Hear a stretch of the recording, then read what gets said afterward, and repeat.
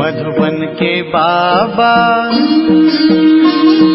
मधुबन के बाबा मुरली वाले, आपका क्या कहना,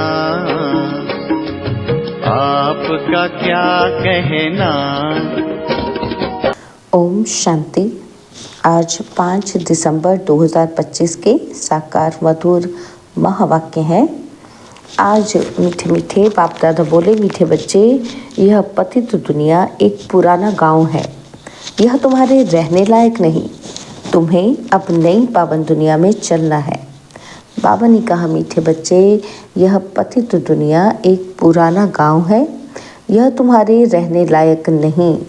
तुम्हें अब नई पावन दुनिया में चलना है। बाबा ने आज प्रश्न पूछा, बाप अपने बच्चों को उन्नति की कौन सी एक युक्ति बताते हैं? तो उत्तर में बाबा कहते, बच्चे, तुम आज्ञाकारी बन बाप की मत पर चलते रहो।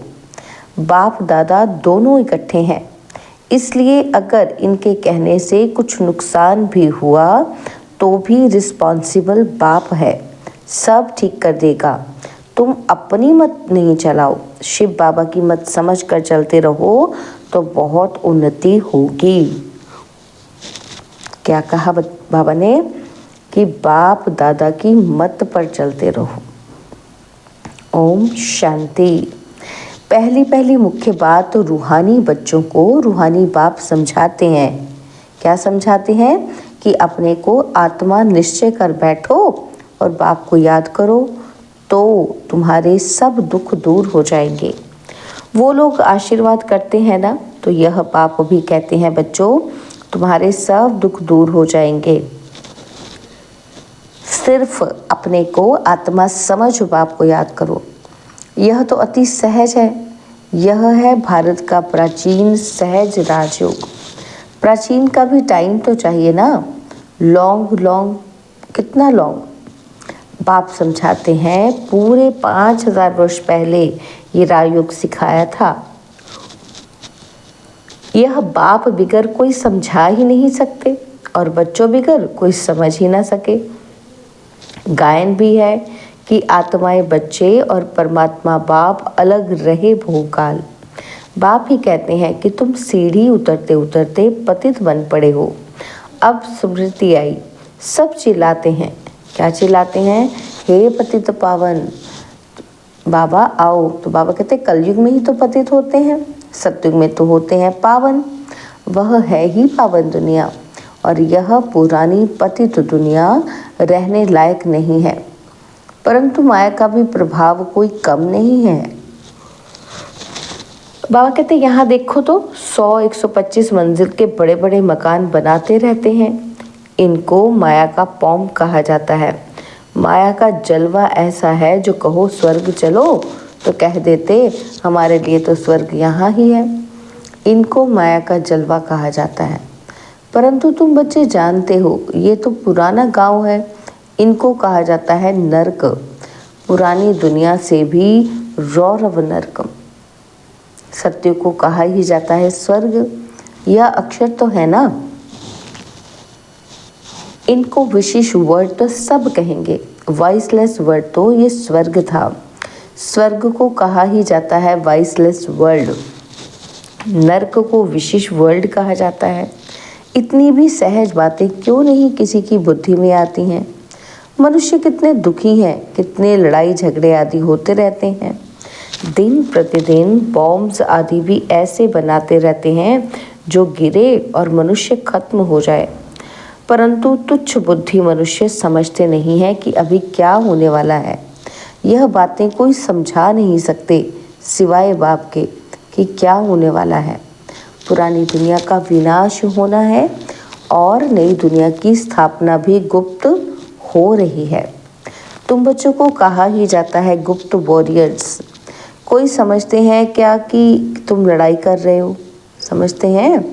तुम्हारी लड़ाई है ही 5 विकारों से। सबको कहते हैं पवित्र बनो। एक बाप के बच्चे हो ना, तो प्रजापिता ब्रह्मा के बच्चे तो सब भाई बहन हुए ना, तो समझाने की बड़ी युक्तियां चाहिए। प्रजापिता ब्रह्मा के तो ढेर बच्चे हैं, एक तो नहीं, नाम है प्रजापिता। लौकिक बाप को कभी प्रजापिता नहीं कहेंगे। प्रजापिता ब्रह्मा है तो उनके सब बच्चे आपस में भाई बहन। ब्रह्मा कुमार कुमारियां ठहरे ना, परंतु समझते ही नहीं। जैसे पत्थर बुद्धि है, समझने की कोशिश भी नहीं करते। प्रजापिता ब्रह्मा के बच्चे भाई बहन हो गए, विकार में तो जा ना सके। तुम्हारे बोर्ड पर भी प्रजापिता अक्षर बहुत ज़रूरी है, यह अक्षर तो ज़रूर डालना चाहिए। सिर्फ ब्रह्मा लिखने से इतना ज़ोरदार नहीं होता है, तो बोर्ड में भी करेक्ट अक्षर लिख सुधारना पड़े, यह है बहुत ज़रूरी अक्षर। ब्रह्मा नाम तो फीमेल का भी है, नाम ही खुट गए हैं तो मेल का नाम फीमेल पर रख देते हैं। इतने नाम कहाँ से लाएं? है तो सब ड्रामा प्लान अनुसार। बाप का वफादार आज्ञाकारी बनना कोई मासी का घर नहीं है। बाप और दादा दोनों इकट्ठे हैं ना, समझ नहीं सकते हैं कि ये कौन है। तब शिव बाबा कहते हैं मेरी आज्ञा को भी समझ नहीं सकते हैं। उल्टा कहें या सुल्टा तुम समझो, शिव बाबा कहते हैं तो रिस्पॉन्सिबल वह हो जाएगा। इनके कहने से कुछ नुकसान हुआ तो भी रिस्पॉन्सिबल वह होने से वह सब ठीक कर देगा। शिव बाबा का ही समझते रहो तो तुम्हारी बहुत उन्नति होगी। परंतु मुश्किल समझते हैं, कोई फिर अपनी मत पर चलते रहते हैं। बाप कितना दूर से आते हैं तुम बच्चों को डायरेक्शन देने, समझाने, और कोई के पास तो ये स्पिरिचुअल नॉलेज है ही नहीं। सारा दिन यह चिंतन चलना चाहिए कि क्या लिखें जो मनुष्य समझें। ऐसे ऐसे सीधे अक्षर लिखने चाहिए जो मनुष्यों की दृष्टि पड़े। तुम ऐसा समझाओ जो कोई प्रश्न पूछने की दरकार ही ना पड़े। बोलो, बाप कहते हैं अपने को आत्मा समझ मुझे याद करो तो सब दुख दूर हो जाएंगे। जो अच्छी रीति याद में रहेंगे वही ऊंच पद पाएंगे। यह तो सेकंड की बात है। मनुष्य क्या क्या पूछते रहते हैं, तुम कुछ भी नहीं बताओ। बोलो, जास्ती पूछो मत। पहले यह एक बात निश्चय करो, प्रश्नों के जास्ती जंगल में पड़ जाएंगे तो फिर निकलने का रास्ता मिलेगा ही नहीं। जैसे फॉगी में मनुष्य मूंझ जाते हैं तो फिर निकल नहीं सकते हैं, यह भी ऐसे है कि मनुष्य कहाँ से कहाँ माया की तरफ निकल जाते हैं। इसलिए पहले सबको एक ही बात बताओ। कौन सी? तुम तो आत्मा हो अविनाशी, और बाप भी अविनाशी है, पतित पावन है। तुम हो पतित। अब या तो घर जाना है या नई दुनिया में। पुरानी दुनिया में पिछाड़ी तक आते रहते हैं, जो पूरा पढ़ेंगे नहीं वह तो ज़रूर पीछे आएंगे। कितना हिसाब है, और फिर पढ़ाई से भी समझा जाता है कि पहले कौन जाएगा। स्कूल में भी निशानी दिखाते हैं ना, दौड़ी पहन हाथ लगा कर आओ, तो पहले नंबर वालों को इनाम मिलता है। यह है बेहद की बात, बेहद का इनाम मिलता है। बाप कहते हैं याद की यात्रा पर रहो, दैवी गुण धारण करने हैं, सर्व गुण संपन्न यहाँ बनना है। इसलिए बाबा कहते हैं चार्ट रखो, याद की यात्रा का भी चार्ट रखो, तब पता पड़ेगा कि हम फायदे में हैं या घाटे में। परंतु बच्चे रखते नहीं हैं।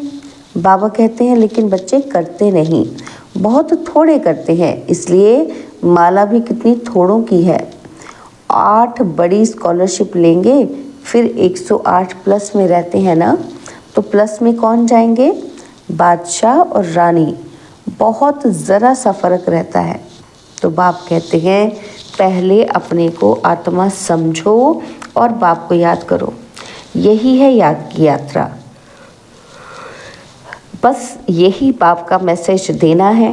तिक तिक करने की दरकार नहीं। मन मना भव, देह के सब संबंध छोड़ पुरानी दुनिया में सबका बुद्धि से त्याग करना है, क्योंकि अब वापस जाना है, अशरीरी बनना है। यहाँ बाबा याद दिलाते हैं और फिर सारे दिन में बिल्कुल याद भी नहीं करते, श्रीमत पर नहीं चलते हैं, बुद्धि में बैठता नहीं है। बाप कहते हैं नई दुनिया में जाना है तो तमो प्रधान से सतो प्रधान बनना है। बाबा ने हमको राज्य भाग्य दिया और हमने फिर ऐसे गवाया 84 जन्म लिए, लाखों वर्षों की तो बात ही नहीं। बहुत बच्चे अल्फ को ना जानने के कारण फिर बहुत प्रश्न पूछते रहते हैं। बाप कहते हैं पहले मामेकम याद करो तो पाप कट जाएं और दैवी गुण धारण करो तो देवता बन जाएंगे, और कुछ पूछने की दरकार ही नहीं। अल्फ ना समझ बेते तिक तिक करेंगे। तो बाबा कहते तिक तिक करने से खुद भी फिर मूझ जाते हैं, फिर तंग हो पड़ते हैं। अल्फ समझ में नहीं आया तो फिर बे भी नहीं समझ आएगी, है ना। तो इसलिए बाबा कहते हैं फिर वो तिक तिक करते हैं, खुद मूझ जाते हैं और तंग हो पड़ते हैं। बाप कहते हैं कि पहले अल्फ को जानने से सब कुछ जान जाएंगे, मेरे द्वारा मेरे को जानने से तुम सब कुछ जान जाएंगे, बाकी जानने का फिर कुछ रहेगा ही नहीं। इसलिए 7 रोज़ रखे जाते हैं। 7 रोज़ में बहुत समझ सकते हैं, परंतु नंबरवार समझने वाले होते हैं। कोई तो कुछ भी समझते ही नहीं। वह क्या राजा रानी बनेंगे, एक के ऊपर रजाई करेंगे क्या। हर एक को अपनी प्रजा बनानी है। टाइम बहुत वेस्ट करते हैं। बाप तो कहते हैं बेचारे हैं, भल कितने भी बड़े बड़े मर्तबे वाले हैं, परंतु बाप जानते हैं ये तो सब कुछ मिट्टी में मिल जाना है, बाकी थोड़ा समय है। विनाश काले विपरीत बुद्धि वालों का तो विनाश होना है। हम आत्माओं की प्रीत बुद्धि कितनी है वह तो समझ सकते हैं। कोई कहते हैं 1-2 घंटे याद रहती है, तो क्या लौकिक बाप से तुम 1-2 घंटा प्रीत रखते हो? सारा दिन बाबा बाबा करते रहते हो, और यहाँ भल बाबा बाबा कहते हैं, परंतु हड्डी प्रीत थोड़ी है। बार बार कहते हैं शिव बाबा को याद करते रहो। सच सच याद करना है, चालाकी चल न सके। बहुत हैं जो कहते हैं कि हम तो शिव बाबा को बहुत याद करते हैं, फिर वह तो उड़ने लग पड़े। बाबा बस हम तो जाते हैं सर्विस पर बहुतों का कल्याण करने। जितना बहुतों को पैगाम देंगे उतना याद में रहेंगे। बहुत बच्चियां कहती हैं कि बंधन है। अरे बंधन तो सारी दुनिया को है। बंधन को युक्ति से काटना है। युक्तियां बहुत हैं। समझो कल मर पड़ते हैं, फिर बच्चे कौन संभालेंगे? ज़रूर कोई ना कोई संभालने वाले निकल पड़ेंगे। अज्ञान काल में तो दूसरी शादी कर लेते हैं, और इस समय तो शादी भी मुसीबत है। किसी को थोड़ा पैसा देकर बोलो बच्चों को संभालो। तुम्हारा यह मरजीवा जन्म है ना, तो जीते जी मर गए, फिर कौन संभालेगा पीछे? तो ज़रूर नर्स रखनी पड़े। पैसे से क्या नहीं हो सकता है। बंधन मुक्त ज़रूर बनना है। सर्विस के शौक वाले आप ही भागेंगे, दुनिया से मर गए ना। यहाँ तो बाप कहते हैं मित्र संबंधियों आदि का भी उद्धार करो। सबको पैगाम देना है मन मना भव का, तो तमो प्रधान से सतो प्रधान बन जाएं। यह बाप ही कहते हैं, और तो ऊपर से आते हैं, उनकी प्रजा भी उनके पिछाड़ी आती रहेगी। जैसे क्राइस्ट सबको नीचे ले जाते हैं, नीचे पाठ बजाते बजाते जब अशांत होते हैं तो कहते हैं हमको शांति चाहिए। बैठे तो थे शांति में, फिर प्रिसेप्टर पिछाड़ी आना पड़ता है। फिर कहते हैं हे पतित पावन आओ, कैसा खेल बना हुआ है। वह अंत में आकर लक्ष्य लेंगे। बाबा ने साक्षात्कार किया हुआ है। मन मना भव का लक्ष्य आकर लेंगे। अभी तुम बैगर टू प्रिंस बनते हो। इस समय के जो साहूकार हैं वो बैगर बनेंगे, भंडर है। इस खेल को ज़रा भी कोई नहीं जानते हैं। सारी राजधानी स्थापन हो रही है। कोई तो गरीब भी बनेंगे ना, तो ये बड़ी दूरंदेश बुद्धि से समझने की बातें हैं। पिछाड़ी में सब साक्षात्कार होगा कि हम कैसे ट्रांसफ़र होते हैं। तुम पढ़ते हो नई दुनिया के लिए, अभी हो संगम पर। पढ़कर पास करेंगे तो दैविक कुल में जाएंगे, अभी ब्राह्मण कुल में हैं। यह बातें कोई समझ न सके। भगवान पढ़ाते हैं, ज़रा भी किसी की बुद्धि में नहीं बैठता। निराकार भगवान ज़रूर आएगा ना। तो यह ड्रामा बड़ा वंडरफुल बना हुआ है, उसको तुम जानते हो और पाठ बजा रहे हो। त्रिमूर्ति के चित्र पर भी समझाना पड़े, ब्रह्मा द्वारा स्थापना, विनाश तो ऑटोमेटिकली होना ही है, सिर्फ नाम रख दिया है, यह भी ड्रामा बना हुआ है। मुख्य बात है अपने को आत्मा समझ, बाप को याद करो तो जंग उतर जाए। स्कूल में जितना अच्छी रीति पढ़ेंगे बड़ी आमदनी होगी। तुमको 21 जन्म के लिए हेल्थ वेल्थ मिलती है, कम बात है क्या? और यहाँ भल वेल्थ है परंतु टाइम नहीं है जो पुत्र पौत्रे खा सकें। बाप ने सब कुछ इस सेवा में लगा दिया तो कितना जमा हो गया।